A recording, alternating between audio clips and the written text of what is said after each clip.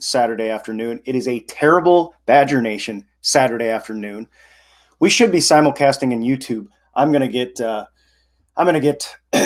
Instagram connection problems. We've had some technical issues, and I'm gonna have a short show. But we are gonna do some predictions. And when Facebook rolls up, you can throw your predictions up as well. Or if anyone from my Patreon group shareholders wants to jump on, feel free to do so. We're gonna talk Packers, Chiefs, and of course the big news: the Chiefs will be without Patrick Mahomes. I, for one, I didn't really ever buy that Mahomes was going to play.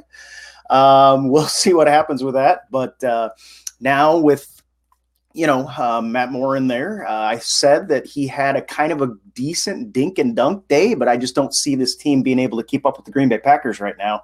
I'm currently putting together for our Patreon shareholders a film cut up of one of my favorite plays, and the way that Aaron Rodgers is executing right now is just at the top of his game. And so we will see, hopefully, continuation of that. This is going to be a difficult environment. We know that part. We've got Instagram on as well. But, without Mahomes, I'm not sure kind of what to think, because that would have been a really classic matchup. This is one of 2 weeks in which we Super Bowl rematches, Super Bowl II this past week, and this will be a rematch of Super Bowl I, which, obviously it's not the same teams, but I still think that's pretty cool that the NFL has put that many. In fact, I think there are like 23 of these Super Bowl rematches in this 100th season. And I think it would have been cooler with Mahomes in, even though I think there would have been a greater risk that the Packers did not pull it off. And I am not seeing what's going on with Instagram here, but half of my face is cut off, so I'm not going to play with that anymore.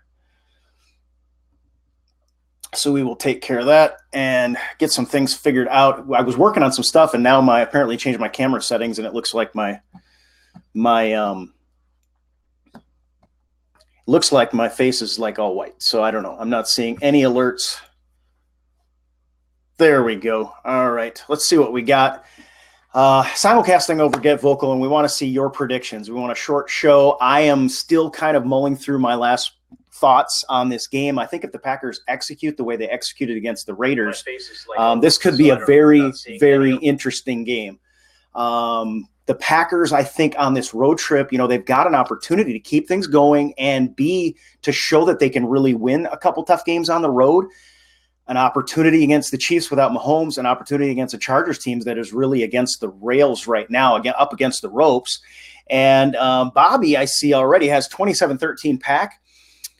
Jay says going to run for big yards, I think, 4 TDs, 2 air, 2 ground. And, of course, we know Aaron Rodgers was the FedEx Air Player of the Week. And you can see I'm all broken up on my Facebook feed, which I really hate. But this is the way the day has been going. In fact, this is the way the weekend has been going. I couldn't do my Patreon show. I couldn't do then Friday. I didn't have a connection at work. Couldn't do that one. And we'll see how this one pans out. It looks like it's smoothing out a little bit. I can see Lynette says 34-30 Packers.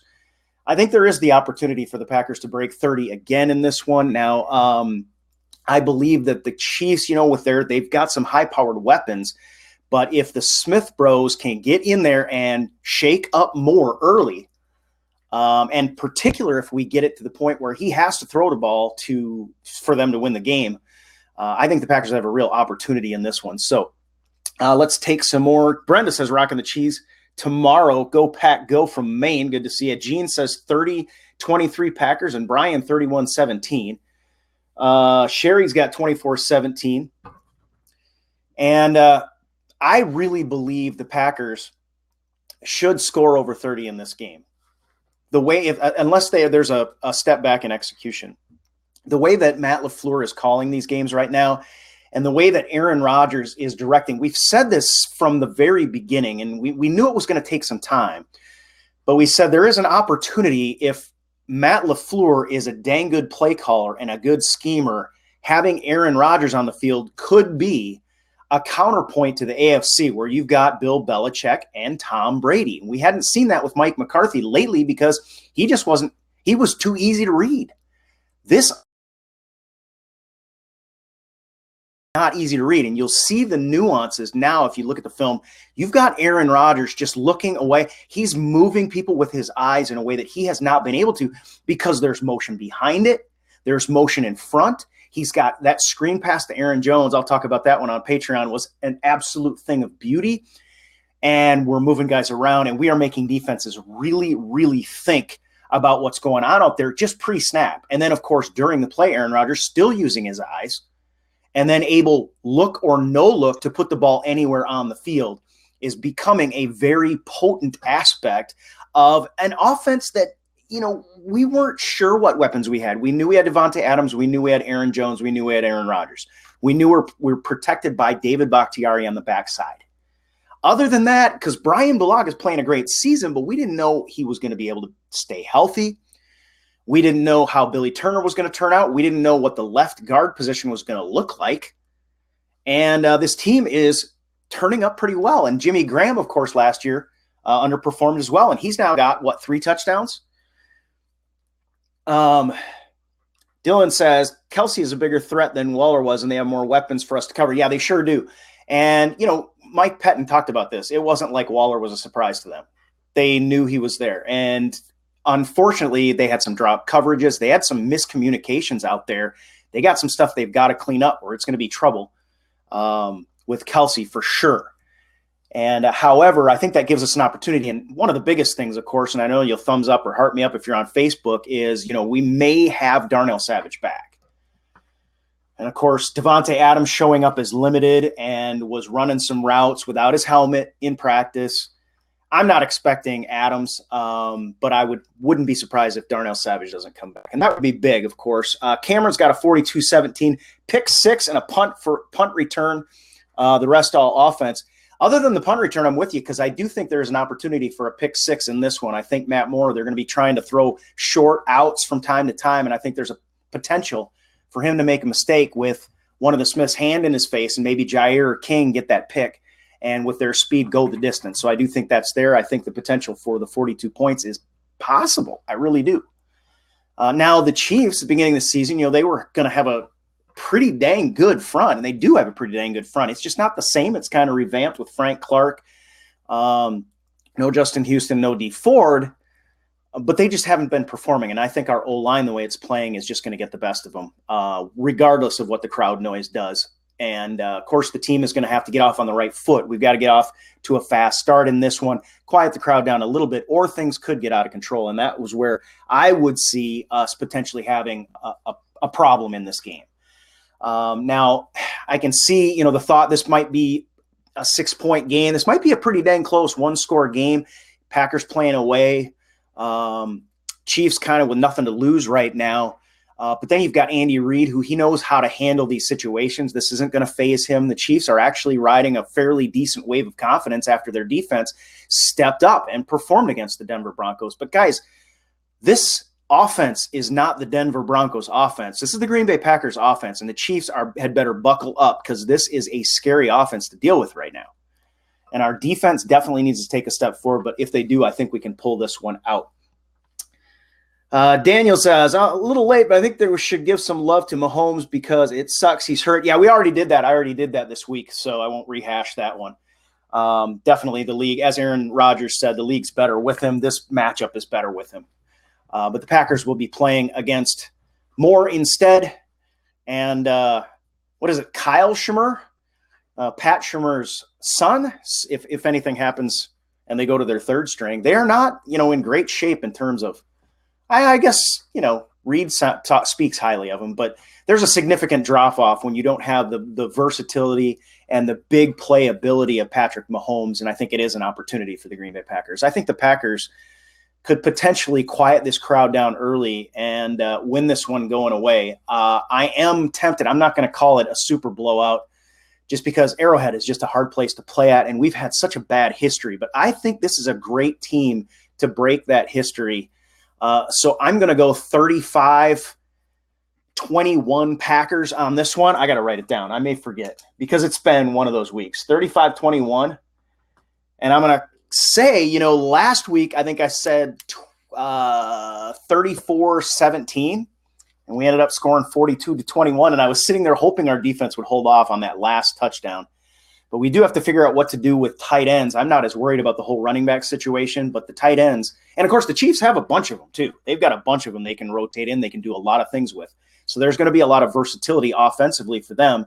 And Moore being in league as long as he is, he's going to be able to run this offense, I think. So we're going to have to be able to defensively be ready to come and play.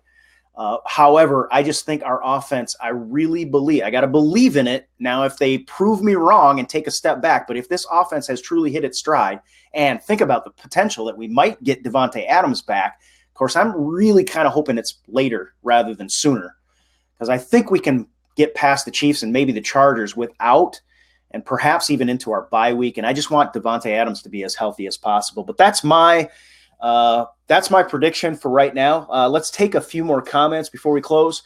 And guys, if you're on Facebook and you want to become a supporter, just click that supporter button. It's 99 cents a month. If you're not with me on Patreon, which I'm simulcasting through Get Vocal, you can directly jump on Get Vocal through our Patreon page, patreon.com/Packer Nation. Then you can jump on and talk to me. I can unlock one of these little gateways for you. You can jump on and say hi. All you need is the Get Vocal app, which is a lot of fun, but it hasn't really taken off for me. But I'm still waiting. We're still trying to get this thing going because I want to see these patrons come on and get a chance to chat with you folks, which Facebook has made a little more difficult to do. Kevin says, me, myself, and I, 34-21. All right, we are 1 point differential, Kevin.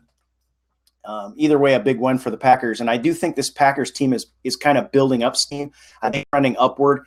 Even though the Chiefs got that win against the Broncos, that to me just isn't that big of a win. That team has kind of been in a tailspin. The Packers took them out earlier when they still had some hope, and we took them down before our offense was even clicking. So, of course, there's still the game to be played, and we've got a full day, a full slate, and a full lineup to wait through before we get to watch it.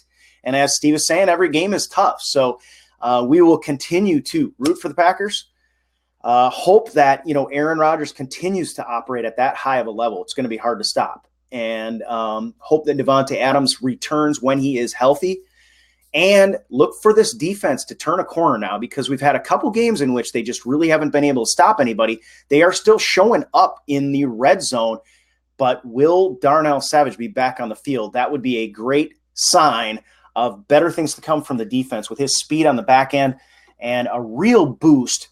Although Aaron Rodgers has said, these guys that have had to step in, Redmond, guys like that have had to really step in and take on a role that no one would have expected them to have. And they have stepped up. We just have to play a little bit better. And if we're without Savage this time, guess what? He's got to step up one more time. We're going to need him. All right, guys, let's see. What do we got here? Lynette says the D train and and Smiths did not do their interview together today. This week. I was a little upset about that. Apparently it didn't coincide with their whirlpool time, stuff like that. It's hilarious. I don't know if you saw them play the Whisper game this week, but really fun to see these guys. But we want to see these guys get those sacks that were lacking against a Raiders team with a non-mobile quarterback. Now we have, thankfully, another non-mobile quarterback, because this would have been a real test after the Raiders, in which we didn't get those sacks, to see if the Smith brothers can bounce back. Rashawn Gary and Fackrell can get in there, maybe a little bit of Blake Martinez. We had some better run fits. B.J. Goodson was pretty stout in those early downs and in the red zone and looked pretty good, but we just can't seem to cover tight ends in the red zone, and that includes Jay Alexander. So we've got to get that figured out, and if we get that figured out, I think we're headed toward a good win. And this was one that looked extremely difficult. I had it as a loss on the schedule on the preseason, of course, not knowing that Patrick Mahomes was going to be out of this one. But their defense is vulnerable, and their offensive line is not that good. So we should have an opportunity to get this one done. All right. Edward says Smith's still the only duo in the NFL to top 10, I believe, in sacks. And I don't have that in front of me. But, yeah, this is a good group, and they're going to be kind of ticked off because they weren't able to rack one up between the two of them last week. So I'm expecting them to come back with a vengeance, and I'm expecting this Packers team to win relatively handily, which, again, is probably, if you're an odds maker, they're not going to be calling for this kind of a spread in this. But that is what I'm calling for, and I think that happens if this offense steps forward. If the offense continues to hit on all cylinders, maybe the Chiefs score more than I think if the defense doesn't step up, but I just think the defense steps up.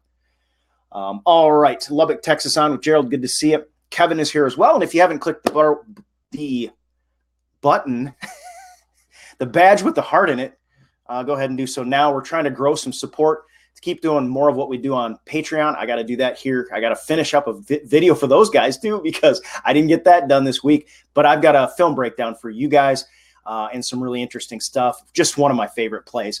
And of course you can see that patreon.com/Packer Nation. All right, guys, I'm going to let you go for now. We'll talk to you again soon. Go Pack.